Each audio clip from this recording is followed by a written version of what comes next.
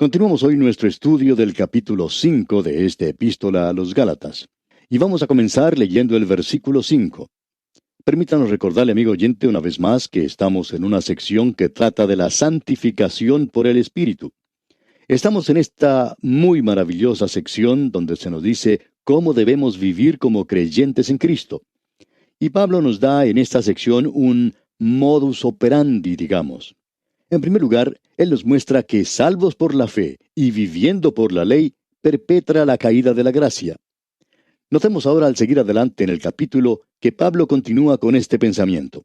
En el versículo 5 de este capítulo 5, Pablo dice, «Pues nosotros, por el Espíritu, aguardamos por fe la esperanza de la justicia». La esperanza de fe que él menciona aquí es la única referencia profética en toda la epístola. Esto es muy destacado porque en todas las cartas del apóstol Pablo, él tiene algo que decir acerca del rapto de la iglesia o algo que decir acerca de la venida de Cristo a este mundo a establecer su reino.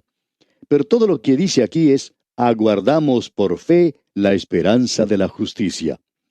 Esta es una de las razones por la cual estamos seguros que Martín Lutero y los demás de la Reforma dedicaron tan poco tiempo al tema de la profecía. Después de todo, ellos no vivían en los días en los cuales estamos viviendo nosotros en la actualidad. Ellos tenían una preocupación diferente. Para ellos, el tema principal era el asunto de la salvación, porque la salvación había sido oscurecida bajo una gran cantidad de ritos y muchas obras de la carne. El Evangelio estaba siendo oscurecido en gran manera. Y luego Martín Lutero leyó esta epístola a los Gálatas y descubrió lo que era el Evangelio. Cuando se levantó de sus rodillas, salió de ese lugar para ir al mundo a declarar el Evangelio de la gracia de Dios. Él quitó la oscuridad del oscurantismo cuando hizo eso, si se me permite la expresión.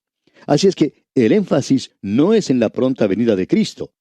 La idea en la actualidad de que todas las escuelas de profecía, y esto ha sido cierto en los que son premilenialistas, así como en los amilenialistas e igualmente los postmilenialistas, todos han citado a Martín Lutero y a los de la Reforma y creemos honradamente que todos ellos están equivocados.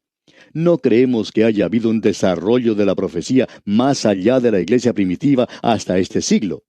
Ha sido en este siglo que se ha demostrado un tremendo desarrollo de la profecía.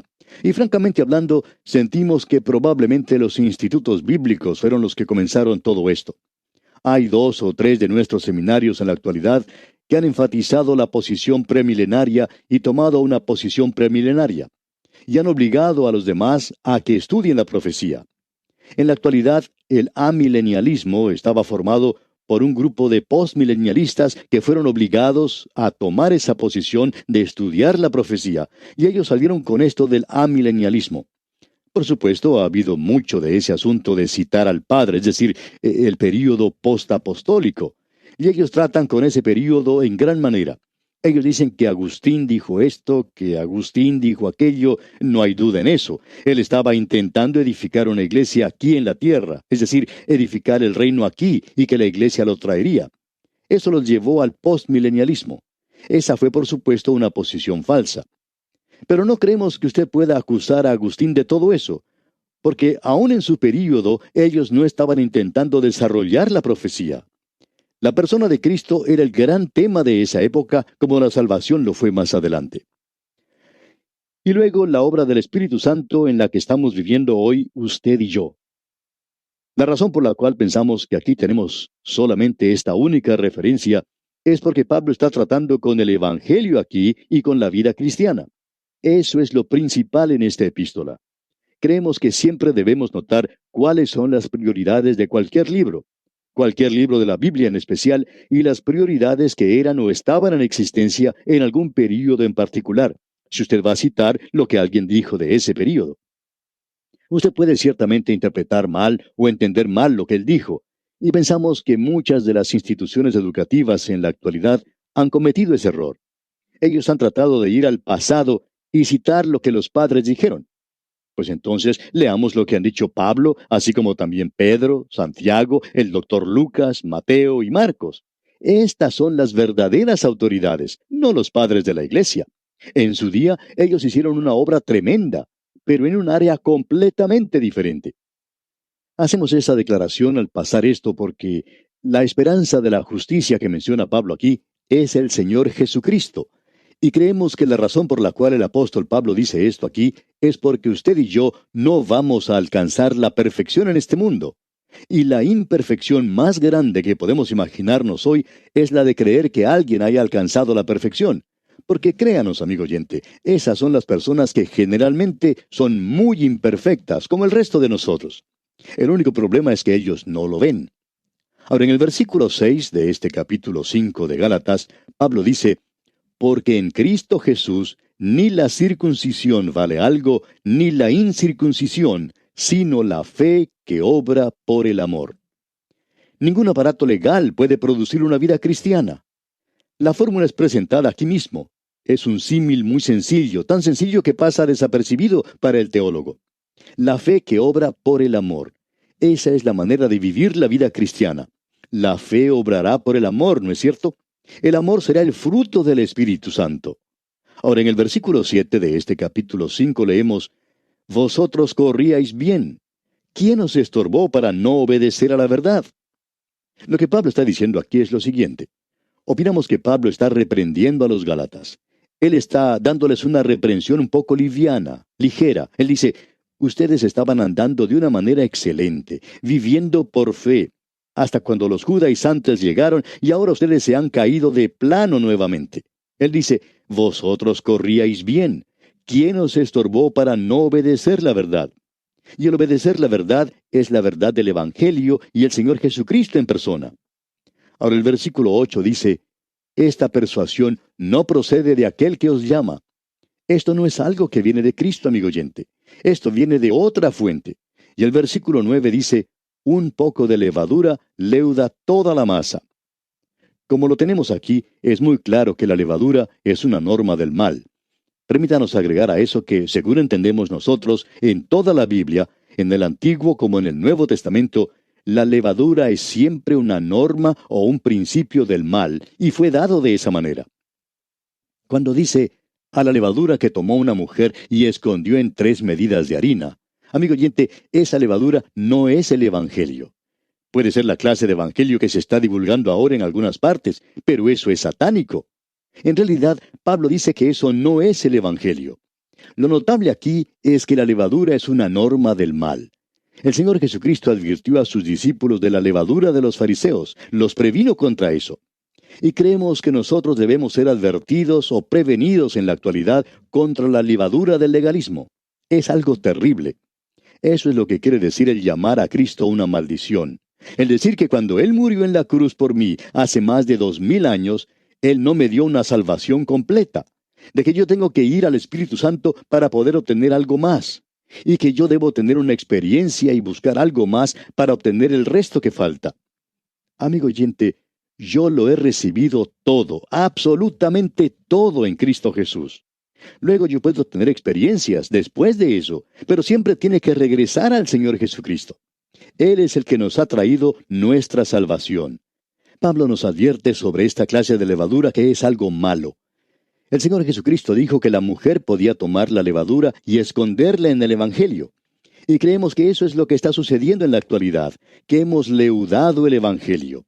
Eso quiere decir que el pan o la masa es la palabra de Dios y el Evangelio, y que en ello se ha escondido la levadura. Ahora eso hace, por supuesto, que el pan sea sabroso. Quizá usted ha observado a un panadero cómo hace un pan. Y usted ha visto cómo antes de introducirlo en el horno, deja la masa afuera un rato para que se levante. Luego la toma y la pone en el horno, pero ya tiene la levadura. Y después saca las hogazas de pan y uno las toma y las saborea. Les pone un poco de mantequilla, un poco de miel o mermelada y... ¿No es cierto que no hay nada mejor que eso? Este es uno de los mejores postres que uno se pueda imaginar.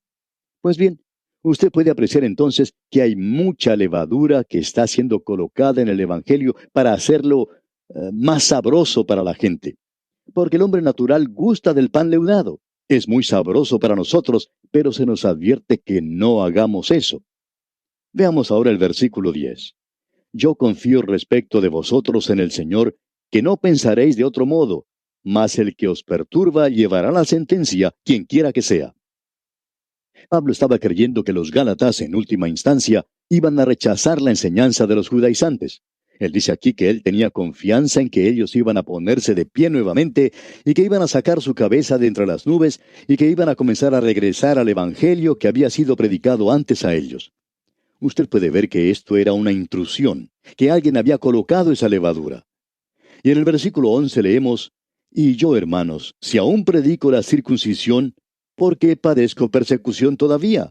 En tal caso, se ha quitado el tropiezo de la cruz». Esto es algo importante de notar, amigo oyente. Él dice, si aún predico la circuncisión, ¿por qué padezco persecución todavía? El predicar algo para agregar al Evangelio lo hace aceptable.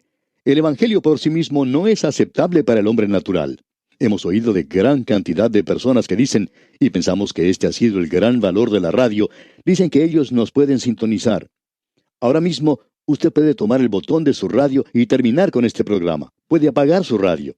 Reconocemos eso, pero no vamos a recortar el mensaje porque sabemos algo más. Hay muchas personas que dicen, un momento, yo puedo apagar este receptor en cualquier momento si no me gusta lo que él está diciendo. Pero yo no puedo lograr mi salvación ya que mi religión no me ayuda para nada. Tengo ganas en realidad de darle un puñetazo en la nariz a ese señor.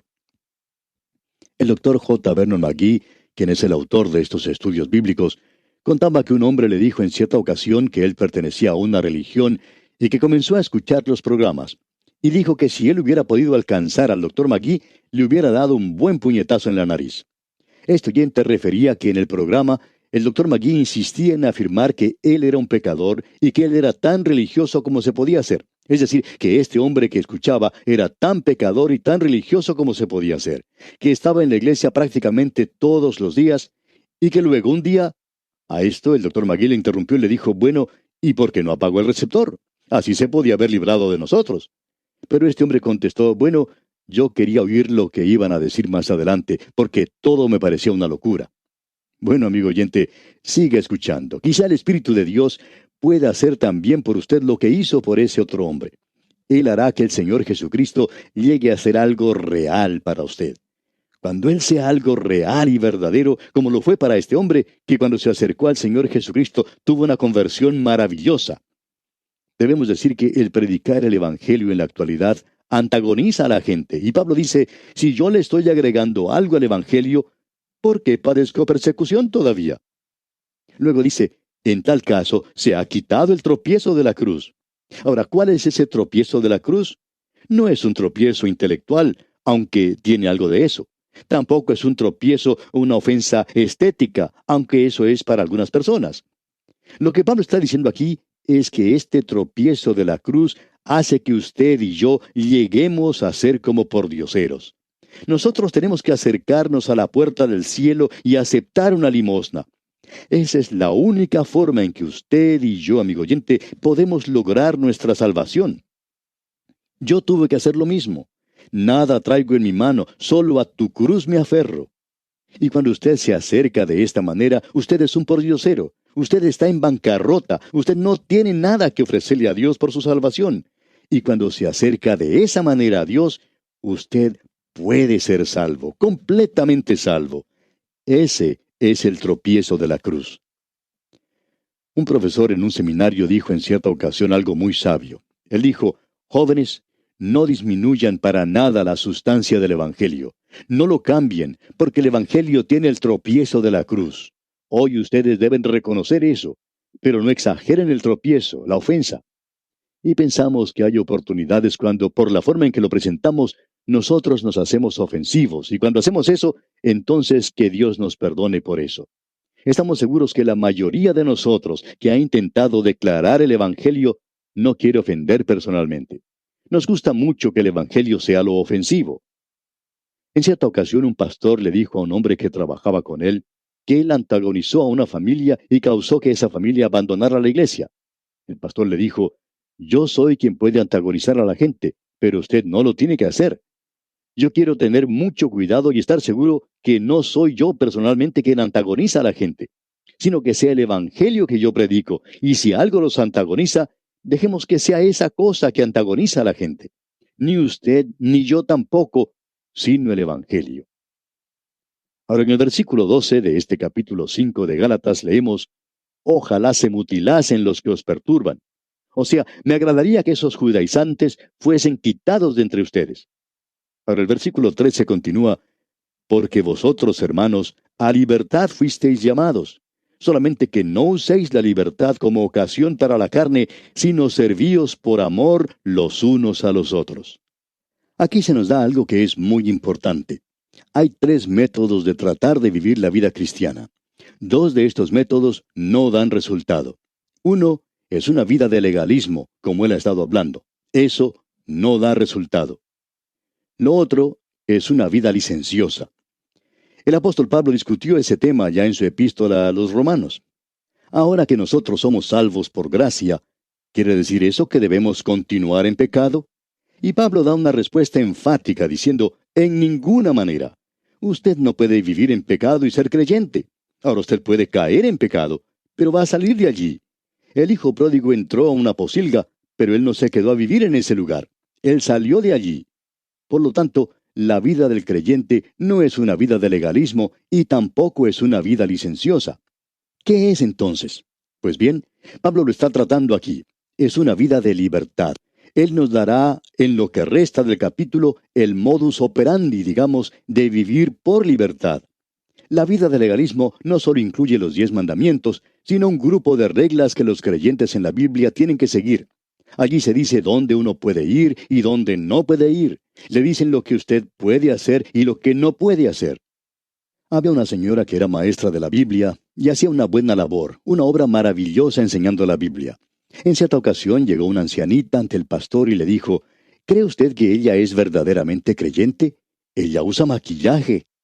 Pues bien, le contestó el pastor, ¿quién ha dicho que eso sea una prueba?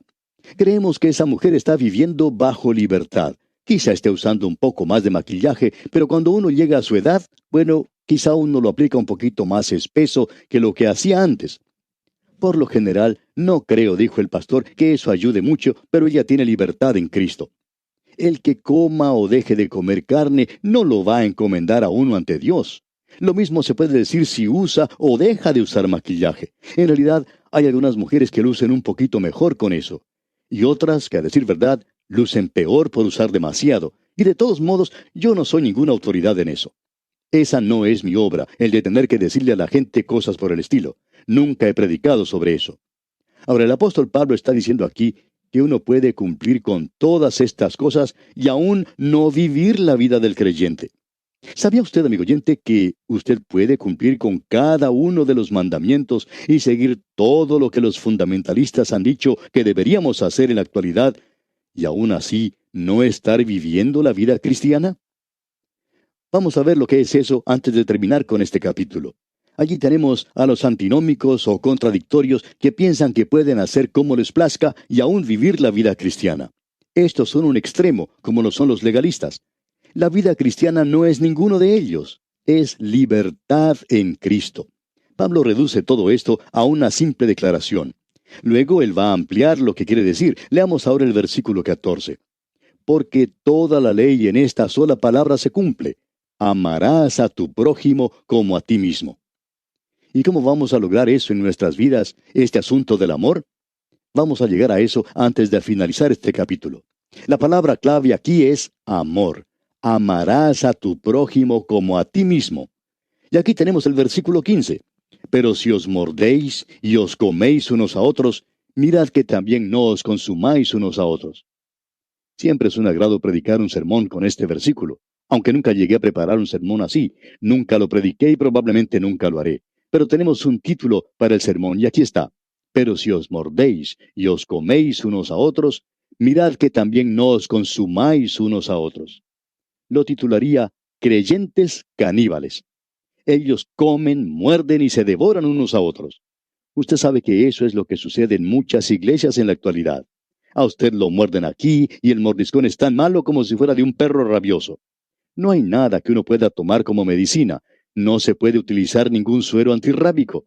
Uno simplemente tiene que sufrir bajo eso porque hay muchos perros enajenados en la actualidad. Ellos lo muerden y lo devoran a uno. Desafortunadamente, el mundo ha dejado de lado a la iglesia y sentimos mucho que haya hecho eso. Hay muchas personas muy buenas en nuestras iglesias y hay algunos predicadores maravillosos también en muchas naciones. Pero sabe usted que las vidas de algunos creyentes son un obstáculo para que los de afuera entren a ciertas iglesias. Sabemos de eso. Conocemos a hombres que han sido rechazados de la iglesia por las vidas de aquellos que formaban parte de la misma. ¿Qué es lo que están haciendo? Pues bien, ellos no se aman los unos a los otros. Ellos se muerden y se devoran unos a otros, y eso, amigo oyente, es algo terrible. Ahora Pablo va a presentar un contraste de lo que es vivir en los deseos de la carne y lo que es el andar en el Espíritu. Aquí tenemos su prohibición, su mandato. Toda esta sección nos dará el modus operandi, como hemos dicho. Leamos el versículo 16 de este capítulo 5 de la epístola de Pablo a los Gálatas. Digo pues, andad en el Espíritu y no satisfagáis los deseos de la carne. Hay dos cosas que necesitamos decir aquí. Una es, andad en el Espíritu. La palabra griega que aquí se utiliza es parapateo, que era el mismo nombre de la escuela de filosofía en Atenas. Allí su fundador caminaba de un lado para otro. No tenía nada que ver con su filosofía. Él simplemente caminaba de un lado para otro. La norma es andar en el Espíritu. Ahora él amplificará eso y dice, y no satisfagáis. En un sentido es no codiciar. En realidad lo que quiere decir es el deseo de la carne, como podemos ver claramente. Ahora hay muchos deseos de la carne que en realidad no son lujuriosos en ese sentido y tampoco son pecado. El ir a la ópera y degustar de la ópera, por ejemplo, no tiene nada de malo, pero puede ser un deseo de la carne. Ahora hay muchos creyentes en la actualidad que están viviendo sin hacer nada en el mundo, solo quieren satisfacer los deseos de la carne. Ellos han tratado de mejorar sus deseos, pero no tienen amor por la palabra de Dios. No tienen en realidad amor por el Evangelio. No tienen un amor verdadero por caminar, por andar en el Espíritu. Y bien, vamos a dejar aquí porque nuestro tiempo ha concluido ya. Continuaremos Dios mediante en nuestro próximo programa. Hasta entonces, pues, que la libertad con que Cristo le hizo libre sea su mayor logro, es nuestra ferviente oración.